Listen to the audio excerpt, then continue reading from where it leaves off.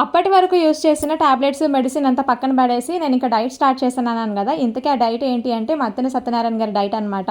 So, అందులో PCOD గురించి సంబంధించిన కొన్ని డైట్ ఇన్ఫర్మేషన్ అయితే కలెక్ట్ చేశాననమాట. డైట్ అంటే ఒకరోజు చేసి 4 రోజులు మానేయడం కాదు. కంటిన్యూయస్‌గా స్ట్రిక్ట్‌గా ఫాలో అయ్యాననమాట. అట్‌లీస్ట్ ఒక 3 మంత్స్ అయినా చేస్తే గానీ మనకు రిజల్ట్ తెలీదు. మనం డైట్ విషయంలో ఎంత స్ట్రిక్ట్‌గా ఉంటే, ఎంత డెడికేటెడ్‌గా ఉంటే మనకు రిజల్ట్ అంత ఫాస్ట్‌గా వస్తుంది. ఈ డైట్ ఫాలో అవ్వాలంటే మెయిన్‌గా టీ అండ్ కాఫీ అలవాటు ఉన్న వాళ్ళైతే ఇంకా టీ, కాఫీలు కంప్లీట్‌గా మానేసుకోవాలి. అట్‌లీస్ట్ రిజల్ట్ వచ్చే వరకైనా. ఈ డైట్ లో భాగంగా నేను రోజు మార్నింగ్ ఏబీసీ జ్యూస్ తీసుకునేదాన్ని. ఏబీసీ జ్యూస్ అంటే apple, carrot, beetroot. Apple place లో మీరు టమాటో కూడా వేసుకోవచ్చు అనమాట. Everyday morning tea, coffee place లో ఈ జ్యూస్ అయితే మనం ఇంట్రొడ్యూస్ చేసుకోవాలన్నమాట మన డైట్ లో. నెక్స్ట్ ఇంకా బ్రేక్ఫాస్ట్ విషయానికి వచ్చేసరికి ఇడ్లీలు, దోశలు, వడలు ఇవన్నీ కూడా మానేసుకోవాలి. వీటి ప్లేస్ లో మనం స్ప్రౌట్స్ అయితే తీసుకోవాలన్నమాట. స్ప్రౌట్స్ అంటే మొలకలు, అంటే బొబ్బర్లు, శనగలు, పెసర్లు ఉంటాయి కదా, వీటిని 2 రోజుల పాటు నానబెట్టిన తర్వాత ఒక క్లాత్ లో మనం కట్టి పెట్టేస్తే మంచిగా మొలకలు వస్తాయి.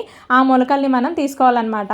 అది మనకు బ్రేక్ఫాస్ట్. ఇంకా లంచ్ విషయానికి వస్తే ఆయన డైట్ లో కంప్లీట్ గా రైస్ అయితే అవాయిడ్ చేయమని ఉంది. కాకపోతే మనం వెంటనే రైస్ అవాయిడ్ చేయాలంటే మనం ఆకలికి తట్టుకోలేం కదా. సో తక్కువ క్వాంటిటీలో రైస్, ఎక్కువ క్వాంటిటీలో కర్రీ ఉండేలాగా చూసుకోవాలి. దీంతో పాటు వీలైతే ఒక జొన్న రొట్టె కానీ, చపాతీ కానీ తీసుకోవచ్చు. అట్లా మెల్లిమెల్లిగా రైస్ క్వాంటిటీ తగ్గించుకుంటూ రావాలి. ఈవినింగ్ స్నాక్స్ విషయానికి వస్తే ఆయిలీ ఫుడ్ కానీ, బయట ఫుడ్ కానీ కంప్లీట్ గా అవాయిడ్ చేయాలి. ఆ టైంలో మీకు కనుక ఒకవేళ ఆకలి వేస్తే ఫ్రూట్స్ కానీ, లేకపోతే డేట్స్, బాదం పప్పు, జీడిపప్పు, పల్లీలు నానబెట్టుకొని తినొచ్చు. Continuation next video.